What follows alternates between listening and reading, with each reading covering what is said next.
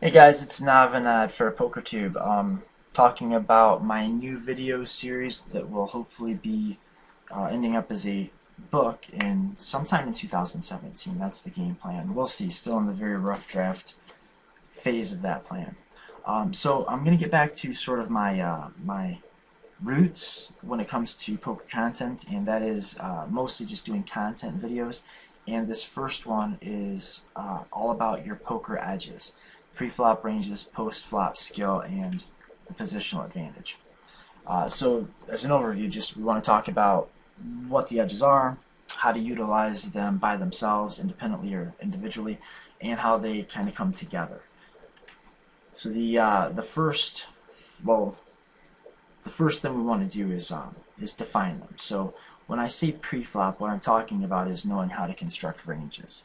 When I say post-flop, I mean creating good lines after the flop, and I mean that like having good default lines, but also learning how to frame hands based on your opponent's mistake propensity and relative hand value, and really how to adjust your lines based on those things to exploit any leaks that you found in your opponent's games. And position, the almighty position, of course, is the third edge. And when I'm talking about position, I mean relative to the button pre-flop, and I mean just having position on whatever players you're going to go to the flop with once we're actually going to the flop. So again, your three edges are hand strength, post-flop skill, and positional advantage. And if you're going to the flop without the best hand against a player that is better than you, makes fewer mistakes than you, and you're out of position, you simply cannot win in the long run. So your three edges are just hand strength, pre-flop. Hand selection is going to it's going to put you in more spots where you have the best hand or the most ideal range going to the flop. Post-flop skill, so you're going to make fewer mistakes and probably induce more mistakes. And your positional advantage, which is very simply going to allow you to put more bets in when you want to put more bets in and get to showdown without putting as many bets in when it's to your benefit to do that. So the three P's: pre-flop, post-flop, and position. Edge number one, pre-flop hand selection. This is, again, not really just talking so much about starting with the best hand, but starting with the most appropriate range. That's what I mean by pre-flop hand selection as an edge, using the right hands for the right situations. So you need to know which hands make good two bets, opens. Which hands are going to be good to flat call versus opens. What hands are going to be better as three bets, what hands you want to use to isolate limpers, and what hands are going to play better as over limps against limpers. The second edge, post-flop playing skill. When you have this edge, it simply means that you're going to be making fewer mistakes than your opponent after the flop. Remember, poker is not a game about doing things as much as it is like a game about not making mistakes. You don't make money by making moves. You make money by not making mistakes or inducing mistakes from your opponent. Simply put, the player that makes the fewest mistakes makes the most money. So we need to know how to frame our hands based on our relative hand value, our opponent's mistake propensities, whatever propensities they do have, and we need to understand ranges. We need to think in ranges. We need to know what kind of hands it looks like we have, what our range appears to be, what our opponent's range seems to be, how our opponent is going to interpret our range, and how he's going to react to whatever range it seems that we have. Then we also need to know when to play a balanced, sort of like balanced approach, like a GTO type approach, and when to exploit. And we need to understand when we need to protect our range, when that's the priority, is to protect our range, and when that's not so much of a priority and we can do something more exploitative or really just play our hand. An example, when I say protect our range or not, like we can either play our range or we can play our hand. If we're playing against a player that's not paying attention to our range, then we just play our hand against his range. But if we're playing against an opponent who knows our range, understands ranges, and is able to hand read and knows how to exploit something that we might do that's imbalanced, so they know that we're imbalanced, they know how to exploit that, and they have sort of the fortitude to pull the trigger on that exploitation. A good example of this, I think, is pocket kings in a 3-bet pot, or pocket kings as an early position raise when the flop comes out ace high. So let's just say, for instance, we're playing 6 max, 100 max buy-in, 100 NL6 max.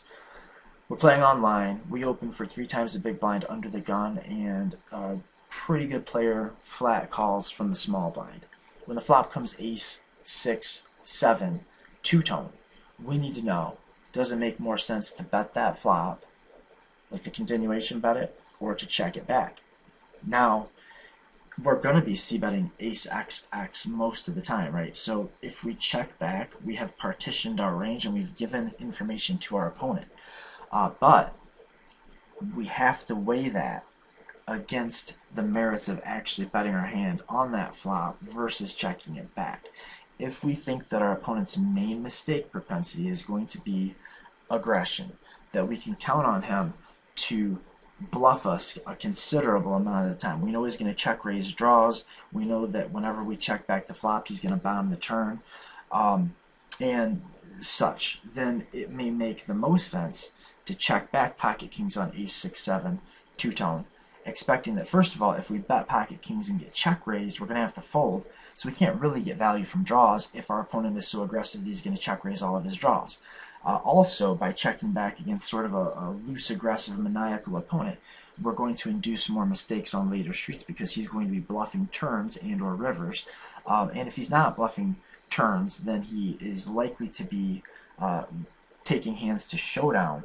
So by checking back pocket kings on an ace XX flop, we're likely to induce mistakes in that fashion because maybe our opponent has a hand like pocket jacks that would either fold on the flop or maybe call flop and then fold on the turn.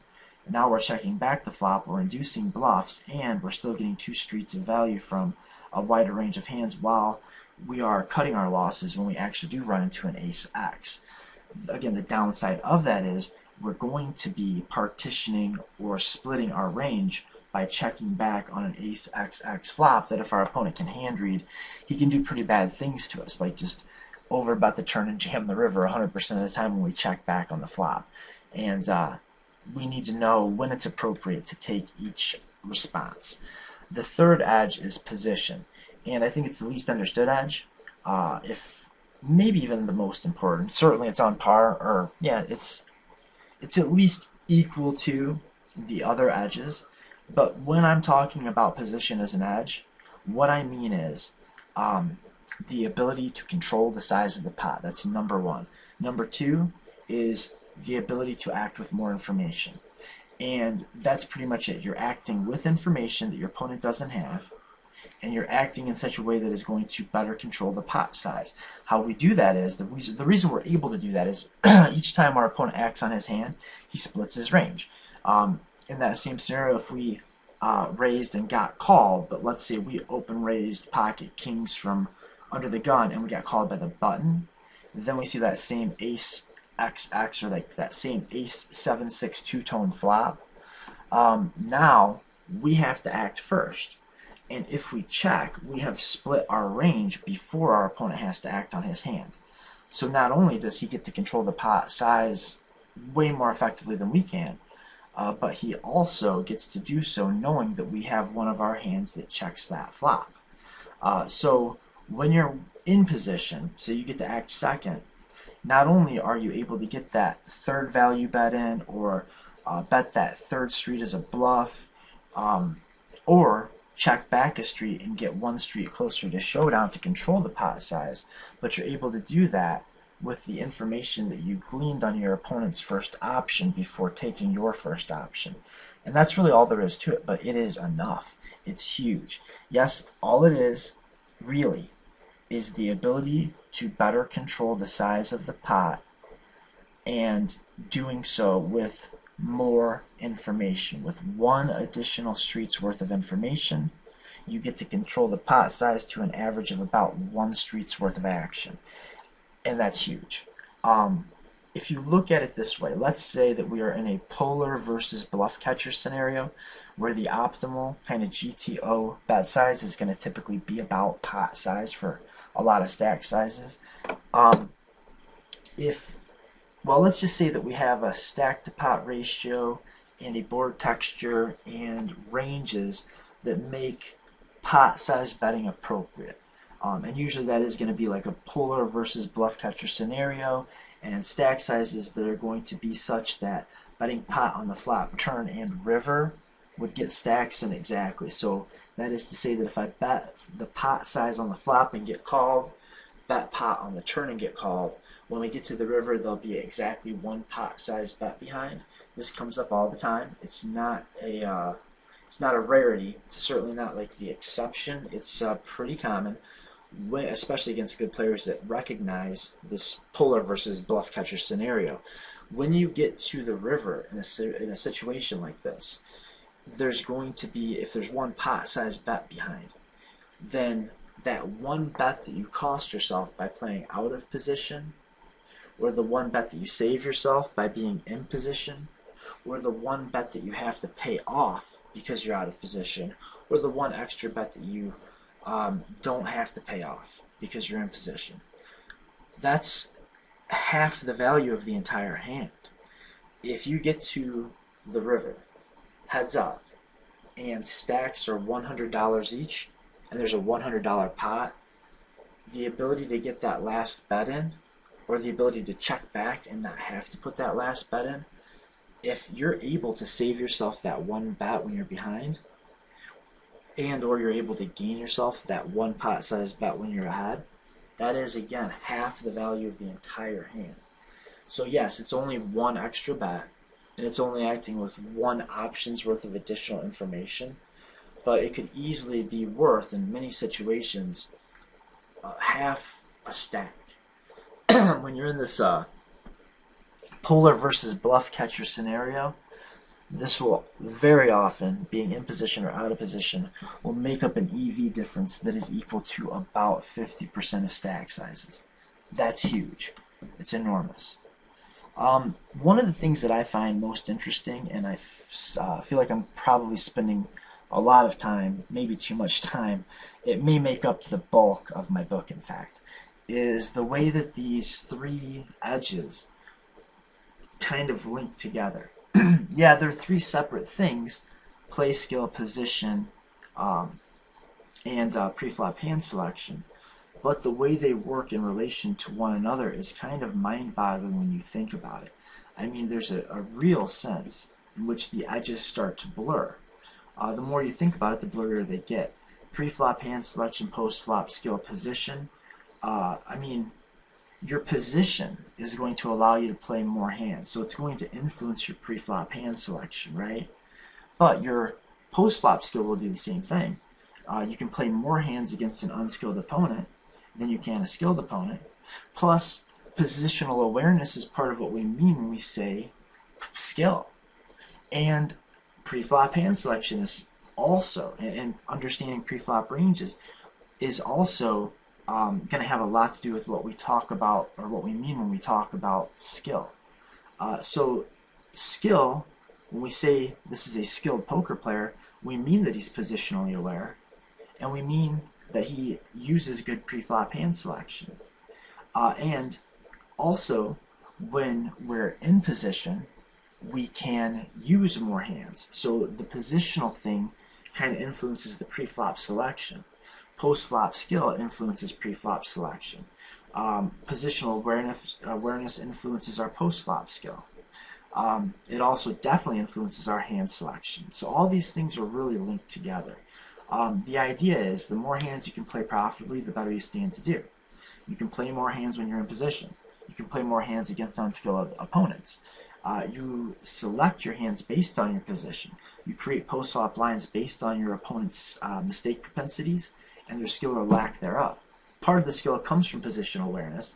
Part of it comes from pre-flop hand selection and understanding what hands your opponent is likely to select. So really all of these edges kind of come together to form what is really thought of as an overall adeptness at the limit hold'em. I set out to write a book, create a book that was going to be kind of two things: useful and timeless. Instantly I realized that the third thing that it had to be, besides timeless, meaning it's going to stand the test of time, and accessible or useful, is it's going to have to be good. You know, it's going to have to not only make sense and help you win money, but it's going to have to do that right now and a year from now. But it's going to need to be accessible. So what I came up with is this idea that every poker book I've ever read has fit into one of just a couple categories. Well, a few categories. It's either been useful but not accessible. So, like the math books that read like textbooks can be very useful and they can be very timeless, but they're not that accessible. They're difficult to read. Or books that are easy to read but are way too I don't know, just open to interpretation, vague, and not very useful. Or if they're accessible and useful, then they're sort of going to almost necessarily be about the metagame and trends that are going on right now. So they're going to have an expiration date.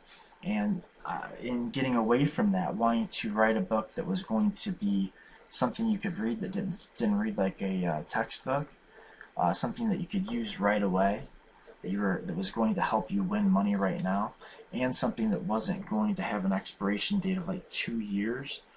This is what I came up with, because unless the rules of the game change, there will only be three edges, and there will always be three edges going to the flop.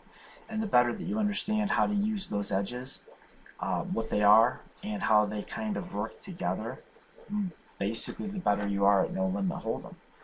So I hope you enjoyed the video. It is kind of me getting back to what's become an unfamiliar type, or video, I guess, archetype. But there are going to be more on the way, so please leave your comments if you have questions about the book, questions about coaching, questions about some of the topics that I've discussed, or some of the pieces of info in this video. Please leave those questions and I'll get back to you as soon as I possibly can. You can find me usually on PokerTube as Navanad, YouTube as Navanad, or New School Poker Strat, or 2 plus 2 is Donovan. So until next time, Navanad over and out.